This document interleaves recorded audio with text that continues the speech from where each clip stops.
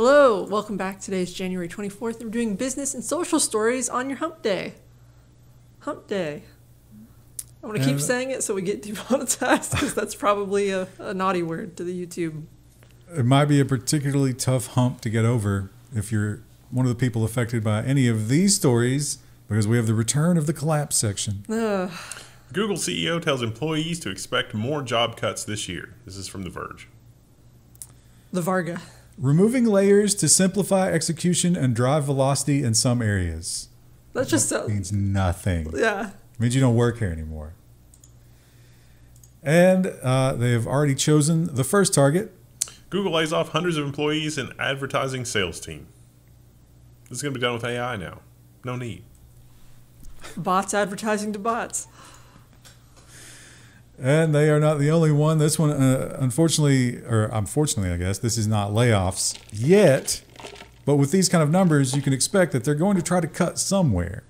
Verizon reports $5.8 billion write-down in business services division due to market challenges. The big one was office hardlines communication, which I imagine is because no one's in the office anymore. Yeah. And they're sitting empty. They don't need Verizon service. Yeah. They also used a picture of Verizon Wireless, but this is actually about Verizon, not Verizon. Ooh, Yahoo Finances. Oh, the editor. Really failing. What a basic and terrible mistake. Verizon also has like internet service provider stuff, but like for those companies that provide fiber optic services to businesses, they are jacking the prices up like there is no tomorrow. Now maybe you're part of the Google sales team and you're snowed in this weekend and you're just drinking to try to forget the horror that's coming up because you're unemployed. Well, don't expect to get anything delivered. Uber is shutting down its alcohol delivery service, Drizly. Tragic. Axios says that they have the scoop, but I actually saw this basically everywhere. I wonder why they added that. Was that like an algorithm reason you think the editor was like, I need another word here? And Verizon needs to claw back some of that money somehow, right? How will they do it? Perhaps they'll go into your pocket every month? Verizon won't stop charging $3.30 Telco Recovery fee, and they may raise it again. This is the thing that we reported on last week, that they were sued. Or no, it was the FTC. They said they can't do this. They had to pay $100 million, and they're going to keep doing it. Which means they're making more than $100 million by doing it. It's almost like that fine should be upped. Or the FTC ruling shouldn't have just been a fine. It should be stop doing this. Yeah. We control the army. And I would refer you back to every news article we read in 2020, 2021 that said AI is not going to replace people. It's not going to affect the labor market. DeepMind's co-founder, Mustafa Suleyman, warns us that AI is fundamentally a labor-replacing tool. That's not how they sold it to us. No. And yet. That's neat. And if you are thinking to yourself, well, AI can't replace me because I'm a big brain inventor. I'm coming up with the new ideas, and that will always be rewarded because it's good for people and it's good for business. Well, Big Blue has some other ideas about your big ideas. IBM Scraps rewards a program for staff inventions and wipes away cash points. So this was the thing where IBM would give you like a $1,200 bonus if you published a paper or you did some work toward a patent. Now, the patent was for IBM, obviously, not you, pleb. But if you helped IBM get a patent, you would get a few points. And once you'd accumulated enough points, you could cash your points out for money. Well, they're basically doing away with that program. You can't convert your points into money, and they're getting rid of, like, they're moving to a new system, but they're not doing anything to convert the points in the old system to the new system. Kind of like a credit card. It's weird. It doesn't really incentivize me to invent anything for them. Well, that's what most of the employees were saying. Is like you could have made some effort to convert the old system to the new system. I mean, come on. And they're like, oh, they're fundamentally incompatible. It's like, no, I don't. We're talking about $1,200 of incentives here. Come on. So why should I ever try to do anything for you again? Oh, right. And it is that. You sound like a dino baby. Get out. that class war mentality of the worker versus the evil ruler. And in the past, they've been kind of soft on that because they have to be careful. But it seems like as AI takes over more and more of those tasks and they need to rely less and less on actual humans, we're becoming a little more brazen about these things. California tech company films bizarre video pushing return to office plan. And you should go watch this video because it is super bizarre. Although I think on Vimeo they swapped out the image to be like, "Hey, hello, social internet, blah blah blah." It's just it's pretty crazy. We're trying to make this less weird than it already is. Yeah. And they basically spell it out in here, and it's like, yeah, either do what we say or we are going to destroy you. The question I have though is like, where does it go if you fire everybody or most everybody? Who's going to buy your product? Here's the final thought from the video to give you the tone. We want to leave you. We aren't asking or negotiating at the point. We're informing you we need to work together to go going forward. It's like, okay, sounds good. They're not asking, they're telling. Voluntold. And more tragic news for Apple because they, in fact, did, for all intents and purposes, steal the blood sensor, the oxygen sensor. And what does that mean? Apple again banned from selling watches in the U.S. with blood oxygen sensor. Yeah. It's going to cost them some money. We've covered this in the past. And then they were like, oh, look, we can do it again. And then, no. They're going to take them out, but what's that going to cost? Probably non-trivial amount of money. But who cares? Because it's Apple. They got the money. And Apple's got the new headset coming out, right? And that's going to change everything because it's going to revolutionize just like the iPhone did. And you're maybe thinking to yourself, well, what am I actually going to use that for? Well, here's the answer. Apple Vision Pro will launch with 3D movies from Disney+. Oh, 3D. That's really something. But it's weird, though. I mean, you can pre-order them today, and they're already, like, sold out. There's no appointments, and I don't even know. And the carrying case is $200, which doesn't make any sense. Okay, whatever. Just vomited a little in my mouth. But like Netflix and some other apps, they're all disabled. So like, oh, you want to watch Netflix on your? It's disabled. Isn't it not an app? What was the word that they used? Oh, it wasn't. You can't say AR or VR. It was something else. It was something or other computing. I don't even remember because it was such a terrible spatial computing. Spatial computing. My spatial computing app. You can, yeah. It's literally Apple. It's like when you can't be a part of the cult unless you drink the Kool-Aid. We're going to need you to drink the Kool-Aid and believe. It's just like, Well, unfortunately, there's a lot of Kool-Aid drinkers. There's a lot of blue tongues out there. Why are you doing this? Apple tops Samsung for the first time in global smartphone shipments. Gotta have that bubble. Gotta have that. Is it green or is it silver? Blue? Green is Android, right? Oh, okay. Excuse me. I don't know because I don't really notice or care about that, but apparently some people do. That is shocking. Well, no, on your phone, it's not like that. I know, but like there is a difference. Like if you're looking at an Apple device, right? Right, yeah. So the Vision Pro is coming soon. You know, they're gonna start shipping it soon, and some people have already gotten their hands on it. How do the early adopters feel, or the early testers, I should say, feel about it? Apple Vision Pro launch preview testers complain about weight, comfort, and even headaches. Yeah. I feel like headaches and just like the vomit comet experience. That's just going to be part of being in VR. I've strapped a big old piece of glass and steel to my head. What's not to love? I think it was Marquez Brownlee. I think his tweet was probably the most succinct. It was like the first one was like, wow, this is incredible, and blah, blah, blah. And then the last thing was like, that's kind of heavy. And then the second time he wore it, he was like, this is neat. Also, this is really heavy. And the third time he wore it is like, damn, this is really insanely heavy. Are you going to see people walking around with like big necks? Yeah. I wonder too, like, will we see, if this takes off, we'll have like studies coming out from like optometrist offices where like they'll see an even higher uptick in like severe nearsightedness. Also saw another tweet that was like, well, I remember when I invested $2,200 in Google Glass. I hope this is a better investment. And it's just like, wow, okay. Just double down. Someone will get it right. Well, Samsung doesn't have a headset for us yet, but they are trying to fight back and give us something that will make you buy that instead of the iPhone.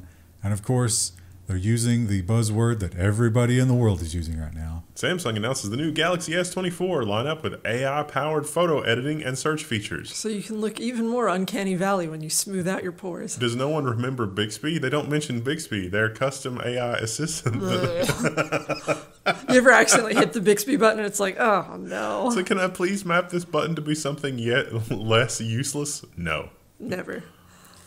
Maybe you're thinking, I don't want to be one of these people who's identified in public with the new, like you say, the Google Glass or what those Ray-Bans or whatever, but I do want constant monitoring of all of my inner functions and the world around me. How can I be surveilled but not show it to the world? Samsung is making a smart ring. It doesn't have a display or anything. You just wear this ring and it gets data about you and it feeds back to your phone. Not just your phone, I suspect. Yeah. It's going to the cloud. It's cloud-tastic. Now, if you recall, the FTC has been a little bit more active this year than they are traditionally, and one of the big things that they wanted to go after was the cable companies, making it a little bit difficult to cancel your cable subscription. And you might be thinking, well, I mean, how could you argue against that? Well, don't ever count out the cable lobby, because they will always come up with an excuse. Cable firms to the FTC, we shouldn't have to let users cancel service with a click. So here's... Tough taters. Get ready for some mental gymnastics here. The argument is, if you have a bundle and they let you cancel parts of the bundle with one click. So let's say you have phone and internet and TV, right? And you go in and you cancel your TV, that could invalidate your bundle and actually raise your prices. And you're too stupid to know that. So they need to protect you from that by forcing you to call in so they can try to talk you out of canceling. That's literally the argument here. That's weird. It's weird that you can price things where you get the non-bundle and it costs more than the bundle. That's weird. This just triggers an investigation into the bundling practices instead. We can only hope, right? And we can only hope that the BBC is right about this prediction, because my God, I hate the grocery shopping experience right now. It hasn't delivered. The spectacular failure of the self-checkout technology. I love self-checkout for like when I'm just trying to get out quickly, but I do not I never want to have a giant cart full of groceries and have to do it. Unfortunately, that's not what they're concerned about. What they're concerned about is people are robbing them blind at the self-checkouts, and they can't do anything about it. And adding the AI has not helped or stopped anything. Yeah, literally everybody. And the people that are trying to be legit have to constantly contend with unexpected item in the bagging area. Those scales have never gotten better. I had a situation where I was holding the same item, and I had two of an item, and I scanned one with one hand and then threw it in the bag with the other hand, and it just stopped. And someone had to come and key in a sequence and look at the video. And I saw the video and I was like, wow, that's... I hate it when you go into a store now and they have the camera showing your face, and I'm yeah. It makes me want to put a mask on just to don't look at me. Well, one way maybe around all of this is once the AIs take over and there's universal basic income, we just stay in your home at all times. And for that, you're going to need a massive library of media to work through to keep your sanity. And maybe this is going to help with that. Seagate unveils the Mozaic 3 Plus hard drive platform as HAMR Readies for volume ramp-up. Heat-assisted magnetic recording for the masses, 40 terabytes in a 3.5-inch volume. Woo! Okay. With lower power. Exciting. I like the dual head actuator, dual actuator, Exo stuff personally, but that's just me. And this past week, the big story, of course, has been the temperatures. They've been quite low, quite unpleasant, and a lot of people who have adopted the new electric vehicles have started to find some unpleasantness in those temperatures. The NPR headline is, "It's so cold, Teslas are struggling to charge in Chicago." This is because, Chicago, historically, pretty chilly. Cold year round, but especially cold when if we're getting temperatures in the negatives. I don't want to think about what's happening in Chicago. Tesla responded to this and they were like, no, you're just being dumb. What you need to do is before you charge, about 50 minutes before you charge, you need to set the charger as your destination on your car so your car knows to start preconditioning the battery on the way there. If the battery's completely dead, you're just doomed. I hope you have a garage. That's actually, so my mom's neighbor has a Tesla now, and they had the charger installed, but they don't have a garage. I wonder if he's had trouble charging his this week. Yeah, and that temperature, I'm sure. Also, a lot of cars have windows that are, there's no top to the door. And then the window comes down a little bit when you open the door to get out of the weather stripping. Well, if the Tesla's completely out of battery, it doesn't work. Those windows will shatter. So they recommend you have to plug it in before you open the door to keep the window from shattering. No, you should mention that if your battery was low and then there's a cold snap and you let the car get very cold, the low batteries will be dead batteries. That's true of regular cars as well, though, Yeah. to be fair. Well, I don't know how much to trust this study. I would like to look more into it and see exactly what they were measuring. But if this is true, I could see it being true. I don't think we're ever going back, though, right? No. Groundbreaking study shows kids learn better on paper, not on screens. Now what? I could see this just because it's more physical. Like, I'm someone who needs to, like, move. I tend to be, like, a nervous fiddler. And I retain things better if I draw. I want to see a study that also incorporates, like, moving around. Because I can remember working in, like, physics labs trying to, like, figure stuff out. And, like, the spatial aspect did seem to help me solve a problem in a way that I didn't expect. You got to get your wiggles out. My professor also had the thing where he would talk about, like, the Popeye square, where, like, sometimes you'd go out and you'd go get Popeyes. And then when you came back, you'd have a solution to a problem because you'd just gotten out of the space that you'd been in all day. Popeye's Chicken? Yeah, like it was just the place that was near campus. I want to go back to what you just said. How do you draw while you read? I usually like fiddle with the pages a lot. Okay. But like when I'm in like a meeting or like when I would listen to like sermons and stuff, I would always draw. Or lectures. Maybe we should build an attachment that goes on the back of your tablet or your phone. You know those ones the little things that hold it so you can sit it sideways? The little like telescopic things? But instead it's something that you can just sort of fondle back there. I also like, you do like this where you like pick at the fabric of like your shirt or something. You do that. I do, yeah. Back to, this is a bad sort again. It was a lazy sort week because, again, the icing conditions we sorted while we were here in the office. But let's revisit Epic versus Apple for a moment. TechCrunch's headline is Epic plans to contest Apple's bad faith compliance with the court ruling over the App Store. So this is Apple and Epic both lost. Apple mostly won. They won on 10 counts. But the count they didn't win on was Apple has to let app developers allow users to make payments outside the app. But what Epic is complaining about is Apple's plan for compliance, which they're sharing with the court, is that Apple still wants a 27% commission on any sales that occur outside the App Store within 7 days of somebody following the link. So that's kind of madness. But this is also really similar to what Apple proposed is what they're already kind of doing in Norway or wherever it was in Europe that they lost.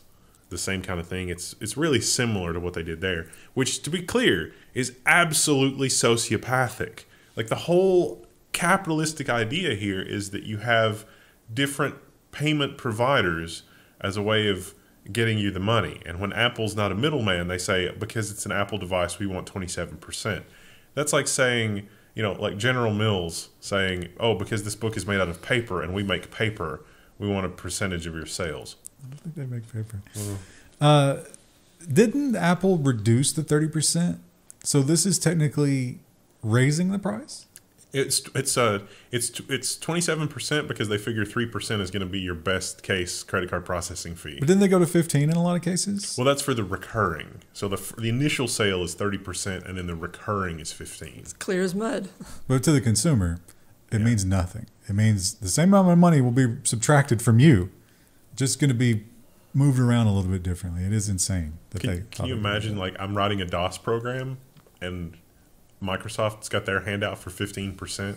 Like, I mean, just IBM sells you the computer, Microsoft sells you DOS, and then some guy writes, Norton Utilities for DOS, and Microsoft's like, we want 15%, Norton. Yeah, I can't imagine it. And Bill Gates has imagined it too. And he's like, man. In his most wild dreams from which he wakes up turgid. It's even more, to me, it is just deeply disturbing that there are people out there that will defend Apple's position on that. And it's just like, why would you think that? Well, Google, I think they kind of understand that the search is starting to be pretty useless, and they're trying to find ways to bring us back to engage with it. This one's a little silly. Google's circle to search is a dead simple way to find what you're looking for. Okay. That's exactly what it sounds like. You draw a circle around something on your phone, and it goes and Google searches it. going to save you literally 15 seconds. Not even. Google, find me the cheapest 1.6 gallon per flush toilet. It can't do it. Can't do it. But how bad is Could the probably search? find you a toilet. Yeah. It's hard to quantify how bad Google has gotten, but some people have tried. Google search has gotten really, really worse, researchers find, according to 404 Media. Can confirm. Between the AI-generated SEO articles and then having to put Reddit at the end of every search query. Yeah, it's amazing how blatantly awful it is and how Google just doesn't seem to care. YouTube's also that way. I think I've talked about this before where like sometimes you'll look up something about like how do I plant blueberries, and like there will be some good videos on there, but there will also be a lot of AI generated ones where it's like not useful even a little bit. Hence why the first class of YouTube has all retired. And We're still here. we've learned that people will follow Google Maps into any dangers. As long as Google tells them to go there, they'll do it. And so Google is trying to get better, I guess, at things where sometimes they can be wrong in Turn Google right, Maps. IDK though. And the problem here is that the way they're doing it is with far more tracking. Google Maps can now navigate inside tunnels using Bluetooth location beacons. How do you even get lost in a tunnel?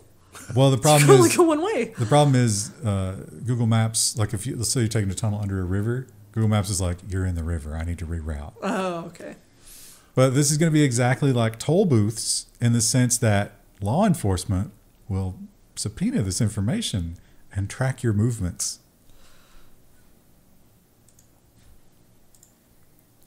And over in China, they are cracking down on dissent pretty much always.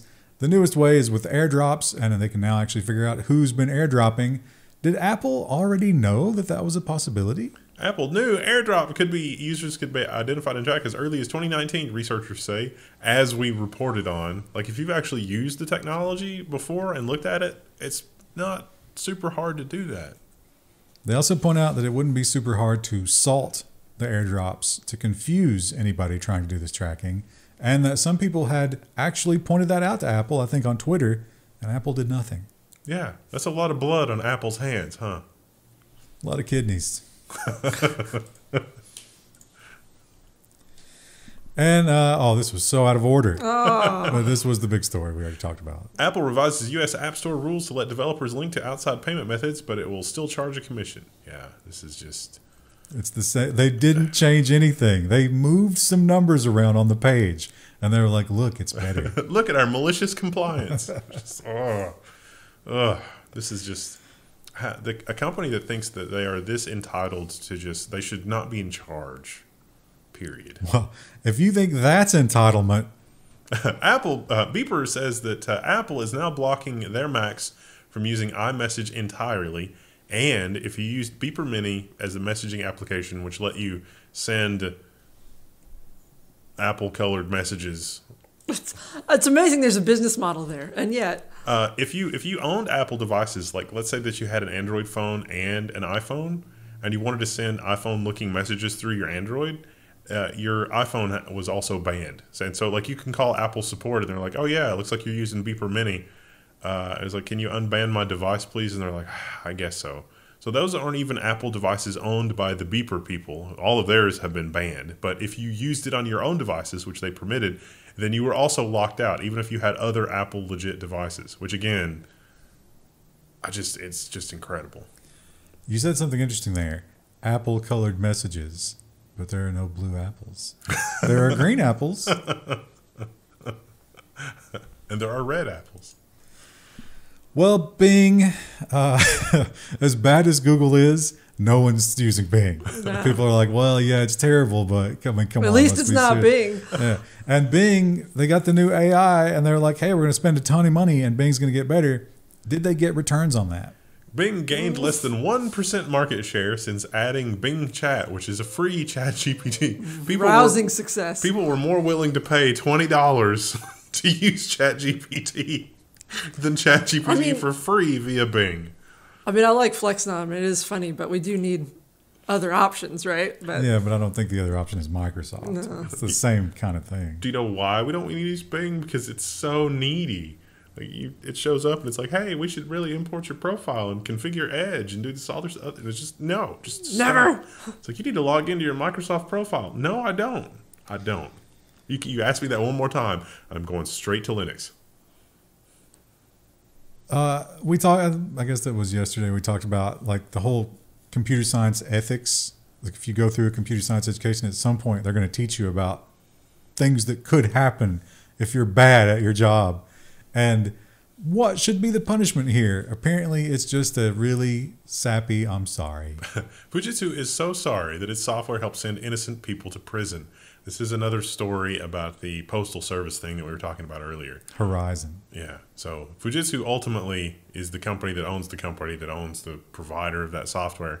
And there are UK postal workers in jail. There are other UK postal workers that just paid the money to make it go away. It's like, I didn't steal anything, but I'm just going to give you the money because that is overall less headache than dealing with this nonsense. They should have to pay them back all inflation adjusted. Yeah.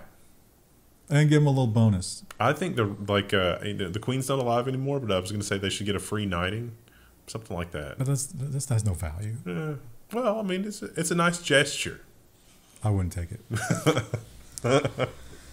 When Rockstar Games, now they have a great track record of not being litigious and being like really friendly to modders and everybody like that, right? I think you have that. Am I thinking of a different company? It's so easy to get confused. Rockstar Games owner is fighting Remedy Entertainment over its new R logo. That's a joke. Rockstar is definitely turning into a company where it's just like, nope, just don't buy their products or engage with them because this is nonsense. Not the same font. Not even like one's italic and one is not. Also, it's like completely like colors are different. Everything is different about it. The only thing that's the same is that they're both in entertainment. They own the letter R. I don't think that's true. I can think of one way to fight back against Rockstar, and it also involves R. Yarr. Yarr. Ubisoft, on the other hand, is another terrible game company. And they are not so concerned about their logo, but they are concerned about these pesky ideas that you have about ownership. Ubisoft wants you to be comfortable not owning games. It's weird how in our capitalistic society, every company wants us to be comfortable with not having property rights. That's so weird, isn't it? Where have I heard people talk about not owning things and being happy? That's so weird. So yeah, they got the new... they're saying that they want everything to be like Game Pass or, you know, where the streaming service where the video card isn't even on your end. And you need to be just transition into that. Get comfortable with it. Get comfortable with Overwatch 1 just disappearing off your hard drive one day. Yeah, I mean, it's just property rights. It's like, that's the power. It's like, I'm going to buy my copy of Final Fantasy II. And I'm going to own it, and I'm going to be able to enjoy it from now until the end of time, no matter what form of technology takes shape. I'm not going to have to rebuy it 17 times. But how will they sell you the same game 17 times if they take away your property rights? You have no property rights anymore. And we all know that Amazon is basically running the shipment and logistics world at this point. They ship so much stuff, they have so much power that poor FedEx has been delegated into the third place because Amazon doesn't really do very much business with them. So if you're poor little FedEx, what can you do? FedEx is its own commerce platform for merchants. This is, I think that even FedEx doesn't well understand what it is that they're trying to do. I think somebody inside FedEx had the vision to do something like fulfilled by Amazon, but is not fulfilled by Amazon. It's kind of fulfilled by FedEx. FedEx had helped small businesses ship and manage stuff, but without the insane greed and conflict of interest of Amazon. And that is a good idea. But the execution, I don't think FedEx understands it 100%. Maybe it'll improve with time. I mean, that's a good idea if that's what they were going for. Yeah, I don't have a lot of high hopes. Yeah. But, hey, another option, I guess, couldn't be bad, right? This one, there was an update. It turned out, in some ways, Google might have been innocent here, but at the same time, they definitely made changes that led to this. So the people who were apologizing for them, I don't think that should apply. The 9 to 5 headline is YouTube begins a new wave of slowdowns for users with ad blockers enabled. Some of it, and so this article tries to give sort of both sides of it. It may not have been an intentional slowdown. The changes to the application plugin architecture and also changes on the website led to certain tabs just using 100% CPU because they were caught in a tight loop waiting for something to happen that would never happen. That's something being an ad. So uBlock Origin was not affected, but AdBlock and AdBlock Plus were, and it was causing insane drain on your system resources because Google did something that AdBlock couldn't respond to. On laptops, it would also negatively impact your battery because the tab was so busy. AdBlock has been updated, so it's kind of fixed, but at the same time, the arms race will continue. This will happen again. This is an amazing conclusion to something that we reported on first years ago. This is a crazy one where, like, I think this one might actually finally be done. But this has been years going through the court system. Hopefully the last time we'll ever hear about this, eBay is going to pay $3 million after former employees sent live insects and a bloody pig mask to harass a couple. So this is the couple that had the newsletter that complained about eBay's terrible practices. Well, apparently it rubbed somebody's feathers the wrong way inside eBay. And so private security and some of the people in IT were harassing this couple. I think it was higher up. Just for the lulz. I think it was more of executive level. Yeah. A bloody pig mask is beyond just for lulz, though.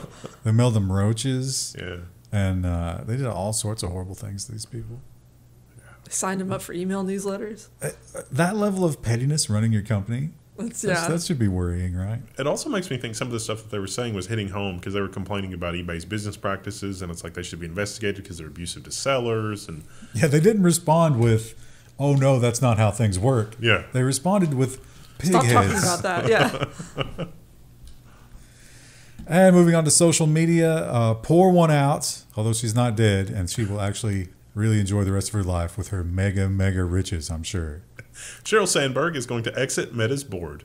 She's out. Hasn't Meta had a couple exits recently, like in the last 6 months? This is a controlled exit, though. This is not. She had already quit her job. She was just on the board. Now she's going to go and, I don't know, raise grandkids, whatever.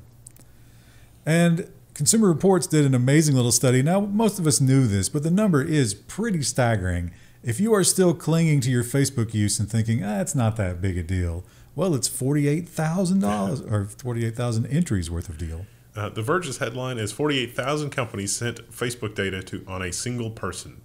So this is a Consumer Reports study. They found somebody that had a decade-old profile, and there were 48,000 points of data for this person. Most of that is probably the Facebook tracking pixel. It's like, oh, they were on Ace Hardware. Oh, they were at Lowe's. Oh, they were at, wherever. Like, share, something. And it's like that tracking pixel sees you, makes a note. Facebook does ultimately get the data. They also pointed out that small business was just as bad because everybody uses the pixel. So if you think you're going to go to mom and pop and get away from the web, no. They're still involved. It is crazy. I still see requests to add this stuff to websites, and it's like no one has ever clicked on this. In the probably billions of page views of analytics that I have on this, that no one clicks on these social sharing. Like this shouldn't even be there. I just click the URL bar and copy it. Yeah, I'm never going to use your button. Because they work inconsistently and not well across sites. People have learned to copy using the URL bar. Like, look, it's there on The Verge. Like The Verge, do you have analytics on this? How many? Like 5 people have clicked on it in the entire history of the Verge website. Remember, it used to always show you the number under it. They got rid of that pretty early on. Well, I think too part of it is like you said, they don't work a lot of the time because they change it too often. Like the API changes. Could keep you updating. Well, the war on TikTok it's maybe just simmering at this point. I mean, it is an election year, so we'll probably hear a lot about it. But Iowa has found a new front to attack them. Iowa sues TikTok for setting its App Store age rating too low. So I think it was like 12. Yeah. Is 12 too young to see the type of stuff that's on TikTok? They point out that there's lots of thirsty, sexy content on there. There's tobacco use, there's drug use, and there's things that probably aren't 12 and under friendly. That's probably true of most of the web. Most of the App Store, especially the social part of it. And how sensitive, how much of a snowflake do you have to be when just seeing something sends you to the hospital? You see Irvine students sent to hospital after hackers send graphic images to their Discord server. I don't know. It depends on what the image is. I could see myself being pretty freaked out. There was some kind of gore, apparently. And it wasn't just one thing. It was a lot of things. But this person claims after seeing it, they were just apoplectic and had to be hospitalized. That depends on what it is. You're going to have a real low survivability if you're that sensitive. But it is horrible that people are going on Discord and doing this kind of thing. It's horrible that somebody's going on Discord doing that kind of thing. At the same time, there's someone working on a video game right now to create the same sort of simulated environment and just be like, oh, this is, Call of Duty Modern Warfare 7. And it's just like, yes, look, this is... I'm the kind of person who mods Left 4 Dead so that the blood is rainbow colored. So that should tell you something about my tolerance for gore. But it is funny how, that's always a double standard, right? Like violence is okay in some contexts, but not in others. But I also think it's true, like, if you go your whole life and like during the 80s, you remember how violent movies were? And then you see actual violence and you're like, whoa, that's totally different. Like my brain responds way different to that. I could always tell the difference. Maybe technology is too good, but like you say, Call of Duty, I don't have that response to it.